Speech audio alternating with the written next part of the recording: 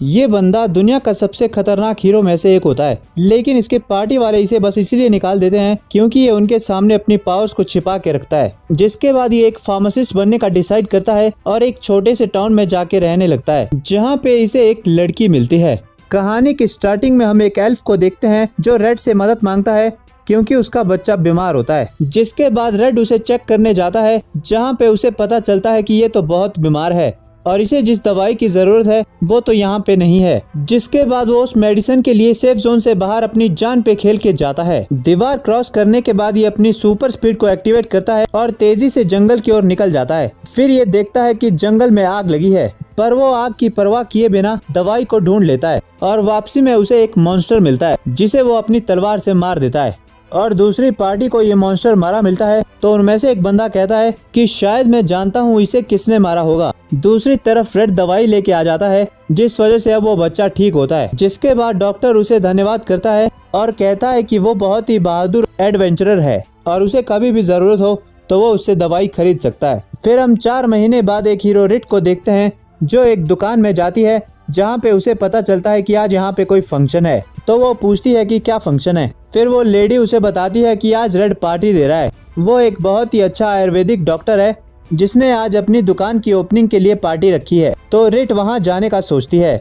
अगले दिन जब रिट उसकी दुकान पे जाती है तो वो रेड को देख के उसे तुरंत पहचान लेती है और रेड भी उसे पहचान लेता है। जिसके बाद वो दोनों डिनर करते हैं और रेड को याद आता है कि वो तो फॉरेन की प्रिंसेस है। जिसके बाद रिट उससे पूछती है कि तुमने अपना नाम रेड क्यों रखा। तो रेड कहता है कि मुझे कुछ और सूझा ही नहीं तो मैंने यही रख लिया। जिसके बाद वो उससे पूछती है कि तुमने पार्टी क्यों छोड़ी। तो वो उसे बताता है कि उसके ग्रुप ने उसे निकाल दिया और रिट ये सुन के सरप्राइज हो जाती है क्योंकि एक वही था जो हीरोज की पार्टी को जोड़ के रखता था। जिसके बाद रिट को उसके साथ बिताई पुरानी यादें आती है। फिर रेड उससे पूछता है कि क्या उसे भूख लगी है।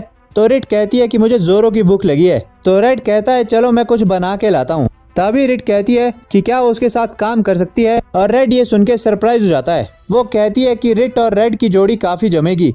तो रेड कहता है कि अगर मैं तुम्हें रख भी लूंगा तो मैं तुम्हें सैलरी नहीं दे पाऊंगा। फिर रिट उसे कहती है कि तुम्हारा बिजनेस चल जाएगा और जब तुम जड़ी बूटियों को ढूंढने जंगल में जाओगे तो मैं तुम्हारी शॉप का ध्यान रखूंगी। जिसके बाद वो उससे पूछती है कि क्या तुमने अभी तक कोई स्पेशल दवाई बनाई है। तो रेड उसे अपने मल्टीपल पोशन के बारे में बताता है और रिट उसे बहुत बड़ा बेवकूफ कहती है क्योंकि उसकी इस दवाई की वजह से इकोनॉमी क्रैश हो जाएगी।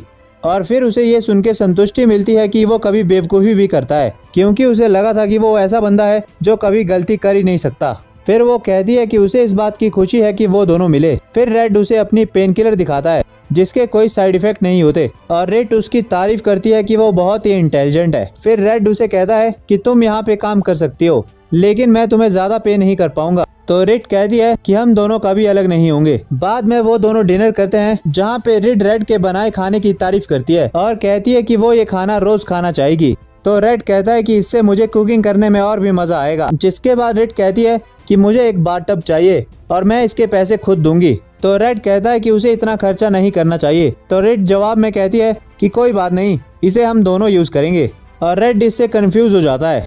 फिर आगे रिट कहती है कि मैं अपने लिए एक बेड भी खरीदूंगी। तो रेड उसे कहता है कि तुम्हारी बातों से लग रहा है तुम यहीं रहने आ रही हो। तो रिट कहती है कि हाँ मैं ऐसा ही करने वाली हूँ और रेड इससे शॉक हो जाता है। अगले दिन जब वो सुबह उठता है तो उसकी नजर अपने बगल पे पड़ती है। फिर रेड उसे पूछता है कि क्या उसे अच्छी नींद आई।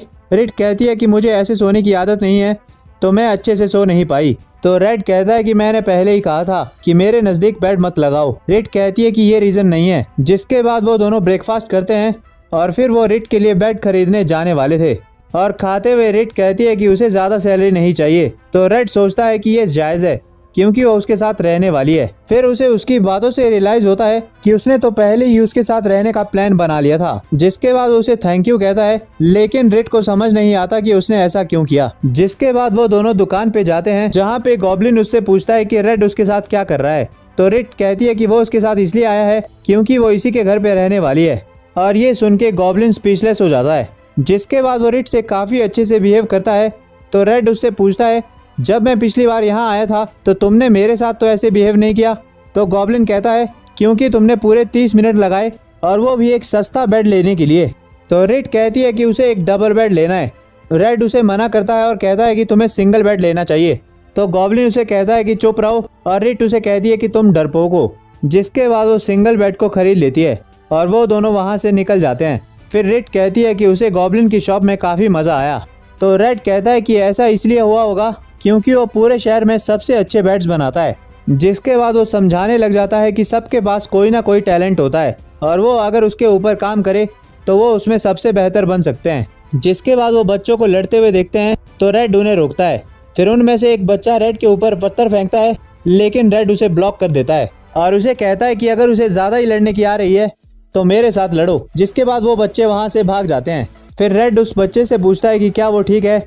उसका नाम टेंटा होता है और वो अपने दोस्त को बताता है कि रेड उसका दोस्त है और वो एक एडवेंचरर है। तो रिट भी पास आती है। जिसके बाद टेंटा पूछता है कि वो दोनों साथ क्या कर रहे हैं। तो रिट उसे बताती है कि अब हम दोनों साथ ही रहेंगे। फिर वो दोनों अपनी पेन किलर को अप्रूव कराने जाते हैं ताकि वो उसे बाजार में बेच पाएं। जहाँ पे मास्टर उन्हें बताते हैं कि वो पेन किलर अप्रूव कराने बहुत ही गलत टाइम पे आए हैं, क्योंकि आजकल पेन किलर ब्लैक मार्केट में बिक रही है और इसका गलत यूज किया जा रहा है। आगे वो रेड को कहते हैं कि वो पेन किलर को अप्रूव कर देंगे क्योंकि उसके साथ रिट आई है। बाद में रिट रेड को कहती है कि उसे बहुत खुशी हुई कि वो उसके काम आ पाई और वो उसके लिए कुछ भी करेगी। जिसके बाद वो उसकी बाजू पकड़ लेती है और रेड शर्माने लगता है और घर आके वो डिस्कस करते हैं कि उनकी पेन किलर को हिट करने में तो काफी टाइम लगेगा, तो उन्हें कुछ और सोचना होगा। जिसके बाद वो खाना खाते हैं और रेड को रियलाइज होता है कि ऐसी कोई भी आयुर्वेदिक शॉप नहीं होगी जहाँ पे वो खाना देते हों।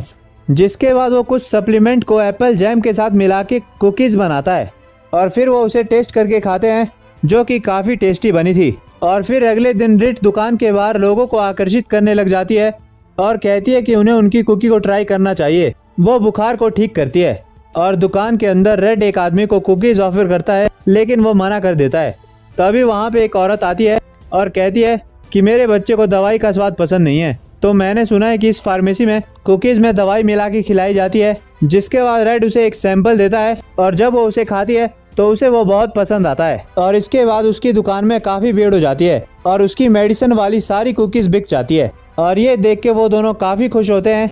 जिसके बाद रेड रिट की कमर को पकड़ के उसे हवा में उछालता है और इससे रिट काफी खुश हो जाती है। जिसके बाद वो दोनों सेलिब्रेट करते हैं। फिर रिट कहती है कि उसे बहुत खुशी हुई कि वो उसके काम आई। तो रेड उसे कहता है कि ये तुमने पहले भी कहा था, क्योंकि मैं तुम्हारी कही किसी भी बात को नहीं भूलता। दूसरी तरफ हम उस हीरोज पार्टी को देखते हैं जिसने रेड को निकाला था और वो बड़ा आदमी काफी गुस्से में होता है क्योंकि वो अपने टाइम को रेगिस्तान में वेस्ट कर रहे थे। जिसके बाद वो चश्मिश से गुस्सा हो जाता है और कहता है कि ऐसा कभी नहीं होता अगर तुम रेड को नहीं निकालते। और आगे वो कहता है कि वो इस पार्टी को छोड़ के चला जाएगा क्योंकि ये रेड के बिना किसी काम की नहीं है।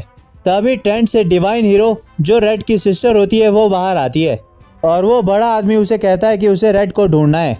तो वो कहती है कि जाओ तुम उसे ढूंढो। अगले दिन रेड दोबारा रिट की बॉडी को देख के दोबारा ख्याली पुलाव पकाने लगता है और रेड अपनी इस लाइफ से काफी खुश होता है जहाँ पे उसे रिट के साथ रहने को मिल रहा है, ना कि उस हीरोज पार्टी के साथ जिसने उसकी कदर नहीं की। तभी उसकी शॉप में एक बंदा आता है तो रेड उसे पूछता है कि उसे कौन सी मेडिसिन चाहिए। तो वो कहता है कि उसे जानना है कि उस दिन उस मॉन्स्टर को किसने मारा, क्योंकि उसके ऊपर जो घाव था वो रेड की ब्लेड का ही था।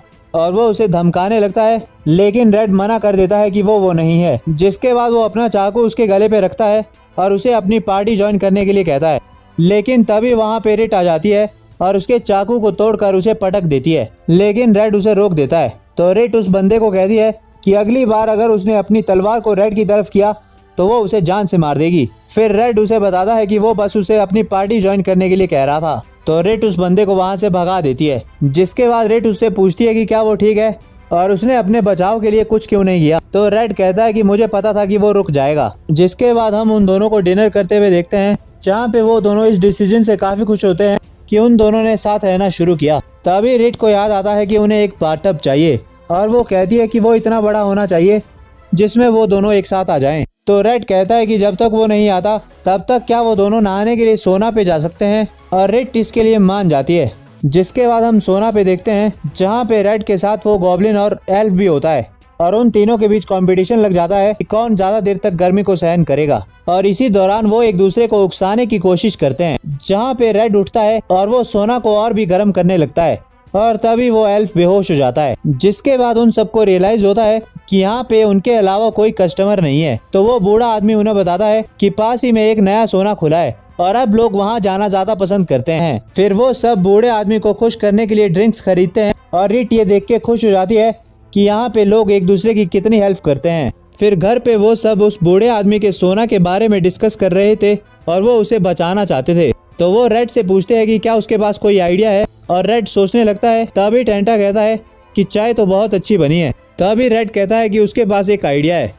जिसके बाद वो उस बूढ़े आदमी के पास जाते हैं और उसे कहते हैं कि उसे सोना में इस बैग को लटकाना चाहिए, क्योंकि इसमें कुछ ऐसी जड़ी बूटियां हैं जो बीमारियों को ठीक कर सकती है, और अगर ये आइडिया काम कर गया तो वो उसे इस बैग की सप्लाई को देता रहेगा। फिर वो बूढ़ा इसे अपने सोना में लटका देता है और कहता है कि शायद इससे मेरे सोना में कस्टमर आने लगेंगे, क्योंकि बड़े बाक्स में ऐसी कोई चीज नहीं होती। तो वो सब कहते हैं कि उन्हें खुशी हुई उसकी मदद करके। जिसके बाद वो बूढ़ा उन सबको फ्री में बात करने के लिए ऑफर करता है। जिसके बाद वो तीनों नहाने चले जाते हैं। तो रेड एल्फ से पूछता है कि तुम यहाँ क्या कर रही हो, तुम तो शादीशुदा हो। तो वो कहती है कि बस मेरे पति को मत बताना। तो रेड वहाँ से जाने लगता है, लेकिन रिट उसे रोक देती है और वो एल्फ उसे कहती है कि कोई मर्द ऐसे ऑफर को नहीं ठुकराएगा। जिसके बाद वो तीनों बातें करने लगते हैं, जहाँ पे एल्फ रिट को कहती है कि तुम्हें इससे बढ़िया लड़का नहीं मिलेगा।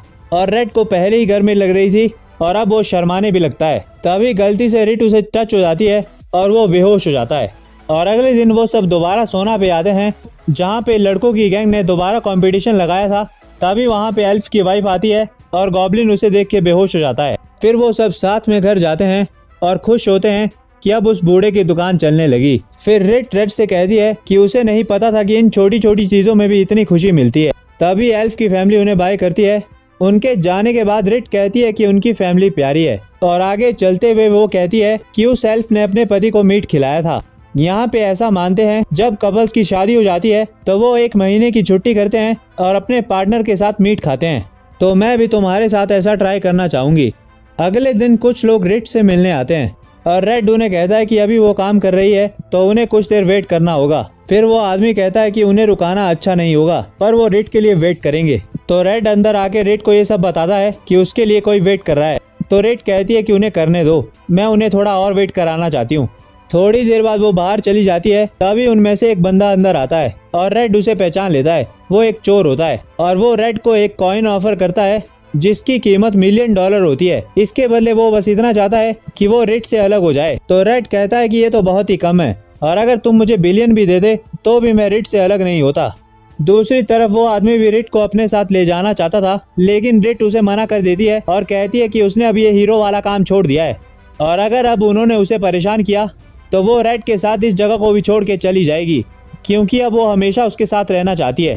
और रेड ये सब सुन लेता है और उसे कहता है कि उसे ये सुन के अच्छा लगा कि उसने उसकी साइड ली। जिसके बाद वो रेड को आगे हाथ करने को कहता है और रेड आगे हाथ करती है और वो उसे एक गिफ्ट देता है। और वो देखती है कि उस ब्रेसलेट में एक जेम लगा होता है। तो वो कहती है कि वो इस गिफ्ट से गलत समझ लेगी। तो रेड उसे कहता है कि मैं तुम्हें इससे भी अच्छा कुछ दूंगा, तुम बताओ तुम्हें क्या पसंद है। तो रिट उसे कहती है कि मैं तुम्हारे हाथों से कुछ भी ले लूंगी। और रिट खुश होती है कि उसे उसके साथ रहने का मौका मिल रहा है जिसे वो पसंद करती है। तभी उसे पुरानी याद आती है जब वो रेड के साथ एडवेंचर कर रही थी। वहाँ पे एक एल्फ रेड को ज्यादा ही चिपकती थी, जिससे रिट को काफी जेलसी होती थी और उसे अपने टाउन की सुरक्षा के लिए उससे अलग होना पड़ा था। लेकिन अब वो दोबारा उससे मिली और वो उसके साथ खुश है। अगले दिन रेड एक आदमी का इलाज करने जाता है जो किसी वजह से बेहोश हो गया था। फिर वो डॉक्टर को एक एंटीडोट देता है और उसे इसे पिलाने को कहता है। उसके बाद वो लोग उसे क्लिनिक पे ले जाते हैं जहाँ पे वो उसे ट्रीट करते हैं, और डॉक्टर रेड को थैंक यू कहता है क्योंकि उसके एंटीडोट की वजह से उसकी जान बची। और आगे डॉक्टर ये बताता है कि इसकी ये हालत जिस दवाई की वजह से हुई है वो अभी हाल ही में अप्रूव हुई थी। फिर वो रेड से ज्यादा एंटीडोट की सप्लाई की मांग करता है। फिर रेड घर जाता है जहाँ पे वो रिट को कहता है कि उसे भूख लगी है। तो रिट कहती है कि हाँ मुझे भी ऑमलेट चाहिए। फिर रेड एक ऑमलेट को बनाता है जिसे खाने के बाद रिट उसके ऑमलेट की तारीफ करती है। फिर रेड उसे कहता है कि वो उसे बारबेक्यू के लिए नदी के पास ले जाना चाहता है। जिसके बाद वो ड्रैगन के ऊपर बैठ के नदी के पास जाते हैं। वहाँ पे वो जूस को पानी में रखते हैं ठंडा होने के लिए, और रेड टेंट लगा रहा होता है। तो रिट अपनी बिकिनी में आ जाती है और रेड को कहती है कि वो उसे देखे। तो रेड कहता है कि वो बहुत खूबसूरत लग रही है। जिसके बाद वो पानी में एंजॉय करते हैं और उसके बाद नदी के किनारे बैठते हैं, लेकिन उनके पास कुछ भी बात करने के लिए नहीं होता। वो दोनों ऑकवर्ड फील कर रहे होते हैं। फिर वो दोनों ही अपनी हरकतों के लिए हंसने लगते हैं। तो रेड उसे कहता है कि मुझे तो तुम बहुत ही स्ट्रेट फॉरवर्ड लगी थी। रेड कहती है कि मैं ऐसा बिहेव इसलिए कर रही थी क्योंकि मुझे डर था कि तुम मुझे कहीं रिजेक्ट ना कर दो। उसके बाद वो उसे कहती है कि क्यों ना हम अपने इस रिलेशन को आगे बढ़ाएं और वो रेड को किस कर देती है। तो शाम को हम देखते हैं कि उनका डबल बेड भी आ जाता है और वो दोनों कुछ करने ही वाले थे, लेकिन तभी बाहर से आवाज आती है। तो रेड कहता है कि हम इसे किसी और दिन करेंगे। तो वो दोनों ऐसे ही एक दूसरे को हक करके सो जाते हैं। अगले दिन मौसम बहुत खराब होता है, तभी उनके दरवाजे के बाहर डॉक्टर एल्फ को अपनी पीठ पे लेके आता है। तो रेड उसे ट्रीट करता है और जब उसे होश आता है तो वो उन्हें बताता है कि कोई मेरे पेरेंट्स को एक्स के साथ मारने आया था। तभी रेड उन दोनों के घर की ओर भाग जाता है और वहाँ पे वो देखता है कि वो दोनों जिंदा है लेकिन बेहोश है। तो रेड को रियलाइज होता है कि इस हरकत से टाउन में अशांति आने वाली है, क्योंकि वो बच्चा भी गायब था जिसने रेड के ऊपर पत्थर फेंका था और वो टाउन के लीडर का बेटा था। फिर वो टाउन के लीडर से मिलने जाते हैं। वहाँ पे उन्होंने टेंटा को पूछताछ के लिए बुलाया था।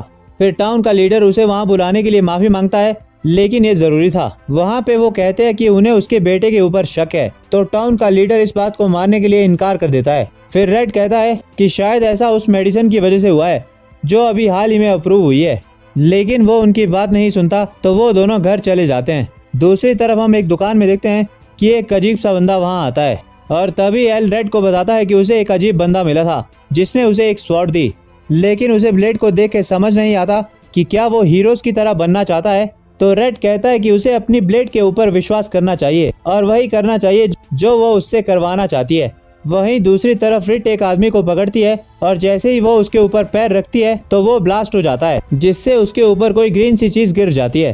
तभी उसके ऊपर कुछ और गुंडे अटैक करते हैं और रिट को रियलाइज होता है कि वो अपनी तलवार को नहीं निकाल सकती। तभी वहाँ पे वो बड़ा सा आदमी आता है और उसे बचा लेता है, जिसके बाद रिट अपने आप को हील कर लेती है। तब वो बड़ा आदमी उसे बताता है कि वो जिडियन को ढूंढने आया है। आगे वो बताता है कि ये गुंडे और कोई नहीं बल्कि डीमंस है और वो उसकी मदद मांगता है उन्हें इस सिटी से साफ करने के लिए। जिसके बाद रिट घर चली जाती है और रेड को नीचे बिठाकर उसके ऊपर आराम करने बैठ जाती है। फिर वो कहती है कि वो रिलैक्स करने के लिए उसके साथ बात लेना चाहती है। तो रेड कहता है कि हम ऐसा बाद में करेंगे, पहले तुम इस तलवार को देखो जो मुझे एल से मिली है। तो रिट अपने मैजिक से उस तलवार को जांचती है और बताती है कि ये देखने में एक नॉर्मल स्वॉर्ड लग रही है, लेकिन इस पे एक स्पेल किया गया है जिससे उस इंसान का एड्रेस पता चलता है जो इसे चला रहा है। और रेड इसके बारे में सोचने लगता है। तभी रिट उसे गले लगाती है और कहती है कि उसे चिंता हो रही है कि वो दोनों कब तक शांति से रह पाएंगे।